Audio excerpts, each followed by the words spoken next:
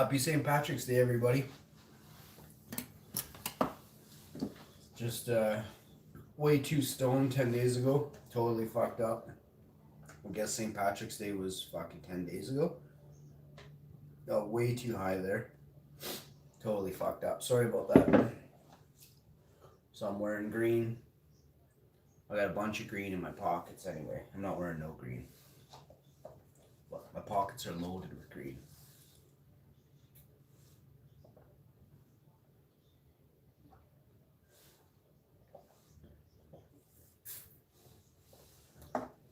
I had Happy St. Patrick's Day.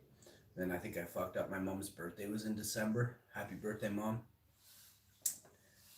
Happy New Year, everybody. I guess it was New Year's after that in January. Fucked up. I was way too high for December, January.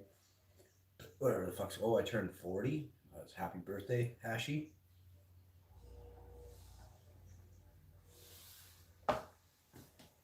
Way too fucking high. And let me tell you, I regret none of it.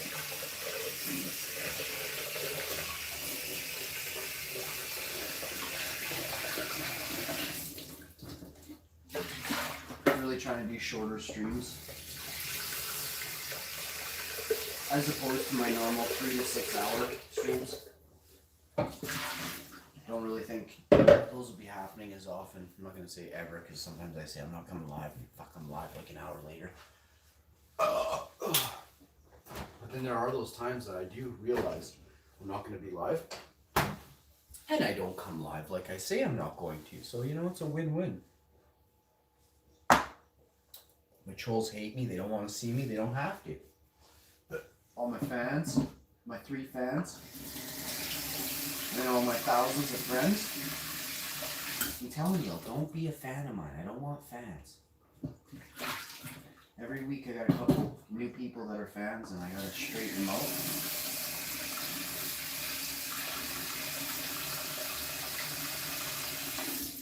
Fucking fans are, I don't know. I used to think, you know, something about Cheech and Chong, something, and then I went and saw them, and I was like, fuck, you know, like, I got way cooler friends than that. They're fine, they're okay, but they're just 2 people, you know? And Ziggy Marley, he showed up at a show. I went and saw him. It cost some money to meet him or something, like get backstage. And I felt bad. I didn't have any weed on me. I know it sounds fucked. Hey, Ziggy Marley, I didn't have any weed on me. A little bit hard to explain. I went with some people that may not, you know, like I didn't want it in case something happened. I didn't want them to be involved, so I stayed clean. And it's fucked up. I'm in Winnipeg. Like, you can get shot dead for a reefer here. Now they'll just fucking, if you smoke a joint on the sidewalk, they'll just fucking tase you.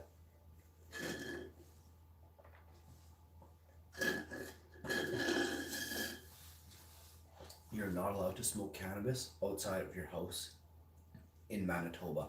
It's the most fucked up thing. But I don't come on here to complain. I just thought I thought I'd give you some serious knowledge drop there. Like, if your countries or your provinces or your states are looking for drug laws, do not fucking replicate Manitoba's drug laws. It influenced our drug community to be more evil, more dangerous, you know. It actually looks like they are going after cannabis growers and cannabis people as hard as they are meth dealers, which is really fucked up. So I'm surprised I don't see a commercial for Crime Stoppers. I don't mind Crime Stoppers if it's for like burglaries and shit like that. I love that kind of thing. You know, I've never seen anybody on Crime Stoppers that I knew, except for maybe one time, and I was like, I kept watching that one, and I was like, it couldn't be, you know, he was too skinny, this guy, I know, was really fat, but it looked like him, but he was just like half the size, and I kept looking, and I'm like, nah, it can't be. He doesn't have any brothers or family that's, you know. So I didn't never, but it was like a horrible robbery somebody did, eh? And this was like 8, 10 years ago. I don't remember when. But I saw something on there. I guess they put a commercial for Crime Stoppers for crystal meth and stuff. Like, fuck yeah. Fuck, if I ever see anybody selling crystal meth, I'll just walk up, kick you in the gut, and I'll put you on the ground and I'll arrest you myself. But there's not really crystal meth is in like apartment buildings in dirty areas of the city where poverty is rampant, and the only thing that makes those areas of the city dirty is the drugs that the people are using, that they're then polluted, and that's what makes it or them dirty. It's not a person doesn't start out being dirty. They're dirty because of the choices they make at the time they wake up in the morning till they rest their head, if they rest at all, and that's dirty. A dirty lifestyle is a thief, a drug user, a drug dealer, and I don't classify cannabis a drug, by the way. So it's a vegetable. You talk to some of the smartest minds in the world, and they'll tell you it's a fucking vegetable. Caffeine, coffee, is a drug. Affects you far more harsh side effects than cannabis, but nobody talks about this, right? Like, no one talks about caffeine and what it does to the insides of your body.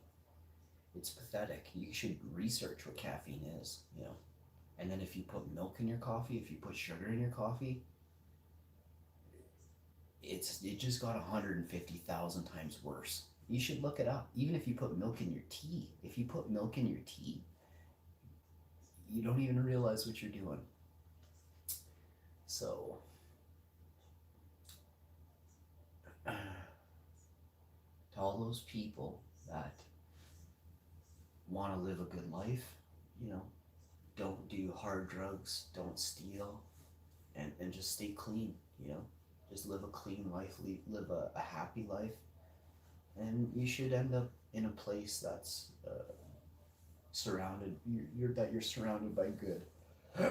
Sometimes I look at people from my past, you know, when I was young, harsh, you know, people really harsh. People had, you know, big wads of money. They were really dirty. They had huge wads of money. Lived with their parents, you know. Still living with their parents. They're 40. They got 6 kids, you know, no money anymore. 6 kids.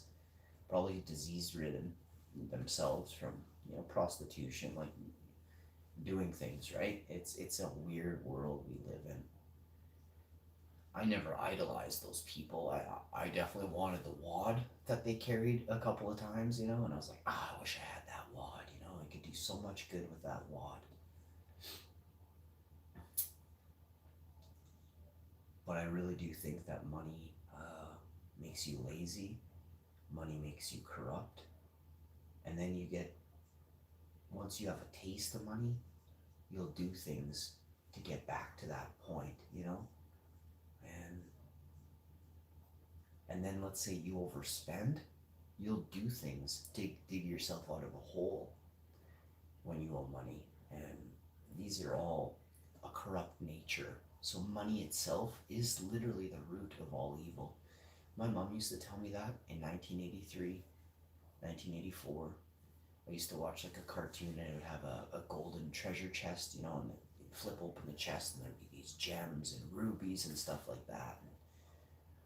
And then when I'm playing with my little army men or my little medieval men, I'm like, oh, take the treasure chest, and oh, save the treasure, we're the richest kingdom in the land, you know. And then later I'd be chatting with my mom, and she'd be like, you know, Sean, money is the root of all evil. Or we'd be watching something on TV where she could use an example of a situation or a lifestyle of someone who was dirty and corrupt, and she'd say, look at, you see, you called out, you're like, that's a bad person. Do you know why they're bad? It's the money. Look at the money in the background behind that treasure chest, you know? Look at the way this person's dressed, you know, look at all the diamonds they're wearing. You take on a fake persona. If you're rich, you actually think it's a really deep thing, and I don't actually care to learn that area of psychology. I don't need to know evil that well. I get it. I get what evil goes after to make them greedy, to continue their greed train, you know? And it's up to governments in Canada to quickly acknowledge um, that other countries are greedy. They do tax too hard, and we shouldn't follow suit.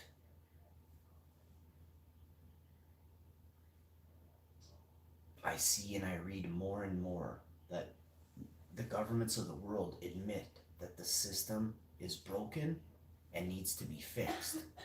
What, so we can simply go back to the same system again? So it's ironic and it's so stupid at the same time. If they won't fully acknowledge what's broken or what was wrong with the system in any country, in any continent, you know, they're really lax on saying we fucked up here, we fucked up here, we shouldn't have charged you guys taxes on these things, we shouldn't have fucked with farmers ever, you know. I want to see more science on farming and less evil on disease research and viral infection research. We need to stop all this immediately. There is an evil that exists in the world that could use this against us, and we have to stop this from happening again.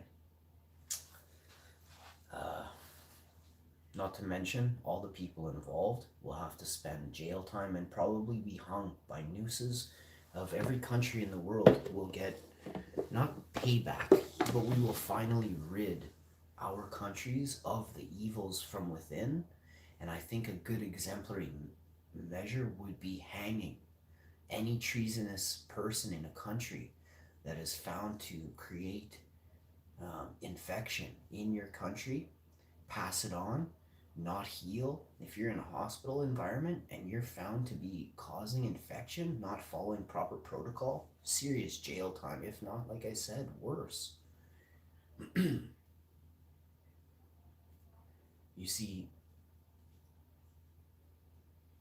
it'd be like saying a country is going after another country for pumping drugs into their country, you know, for killing hundreds of thousands of their citizens with hard drugs, right? Lethal drugs. You can say fentanyl, cocaine, heroin, oxycontin. All those are horrible drugs that have, you know, ripped apart and completely torn apart communities. Um, Maybe 1% to 5 or 10% of the population in your province or in your state or in your country is addicted to these harsh drugs. What it does though is burden 20, 30, 40% of the other population of another part of it due to the fact that it's friends and family or victims of thievery, of murders, of bad judgment from these people in times of highly doped up environment, right? So it's a huge thing. It's not just 1%, 2%, 5%, 10%. It's the effect that those people have on our healthcare system right now. Right now, there's people in our healthcare that are fucking stupid, like loser drug addicts with no life. And instead, you know, there's doctors and nurses that need attention, but the beds are taken up by fucking drug addicts. So I don't like that. And I won't have sympathy for someone that is an alcohol abuser or a drug abuser. You can't have sympathy on these people. So I recommend that hospitals, rather than say which person is in higher or greater need, I think we should look at the hospital beds that are filled and make sure that they're filled by people who deserve them. In this manner, is it a child? So children and elderly should should get first dibs. Okay, they're the most vulnerable. We have to protect our young and we have to protect the elderly. Hopefully they protected us. Again, I don't know. There has to be somewhere in where you dig deeper and see if they spent 10 years in jail for violent assaults. If they did, fuck, get them out of the bed right now. You know, rotten people do not go in these beds.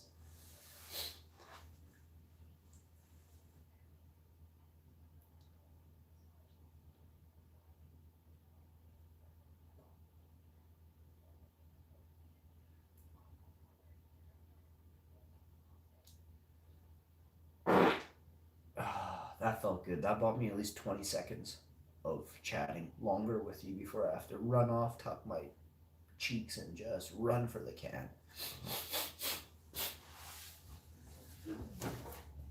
So, I hope you all can have a good morning and a wonderful day. I washed the blender. We had smoothies together. I think we played a round of some video game there together this morning at 6 in the morning there. Today is a day. I'm gonna just move slowly. I'm gonna pack up a lot of. I got rosin papers and stuff. I'm gonna collect. They're pressed. They've been, I've picked all the rosin. The chunky rosin I've picked off. The papers are still coated in a wonderful, a glorious, beautiful rosin. Just an amazing oil. So I'll put all the papers in a bag, and then we'll make sure that I bake on these papers Monday. Some of those papers are 6 months old. I was using papers, that are like rosin papers that are 6 months old, cooking French fries on them, and some vegetables. Man, you just get lit. Like, all you do is feel so good. All the pain in your back is gone. You sleep for 6 to 7, 8 hours straight. It's just a wonderful thing. And you're smiling. You're not grouchy. It relieves all anxiety. All stress is relieved. You sleep. You eat good. You wake up and you poop good. You couldn't ask, those 5 things right there, you couldn't ask for a nicer hug. A warm hug is what it's like having eaten off rosin papers. It's like having a warm hug, I swear to God. So, if, don't throw your papers out, is what I'm telling you. You can still use them. You can bake your edible cookies on these papers, so I've done that as well. All kinds of great ideas. Those are the ones that I use. I tried other stuff. I tried like scraping buds across. It works, but you do leave shit behind, and then you gotta like scrape against there. And when you scrape, you're probably scraping a little bit of the the silicone off of the paper. So don't do that. Simply bake on it and let the heat warm it. Turn it into an oil. The paper itself is heat resistant up to 550 degrees. I cook at 340, 350, 390.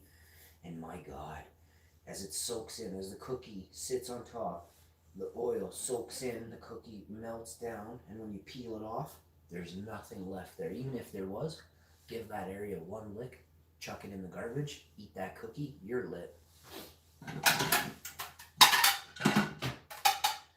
Yeah, I've been doing this for not the rosin papers, but I've been eating Wonderful for 21 years. I started in 1999, blueberry, and it was heaven.